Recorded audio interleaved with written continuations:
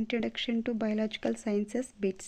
1. Saccharomyces cerevisiae is used in the production A. Methanol, B. Ethanol, C. Butanol, D. Formaldehyde. Answer B. Ethanol. Second one. Name the enzyme produced by bacterium. Streptococcus is used as a clot buster. A. Streptokinase, B. Cyclosporin A, C. Tyrosine kinase, C. Serotonin. Answer A. Streptokinase. 3. The conversion of sugar into alcohol by A. Bacillus, B. Fungus, C. Yeast, D. Algae. Answer C. Yeast.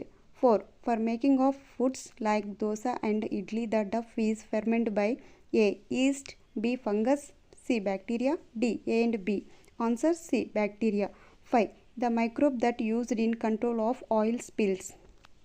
A. Methanobacterium, B. Pseudomonas putida, C. Rhizobium, D. Bacillus thuringiensis. Answer B. Pseudomonas putida.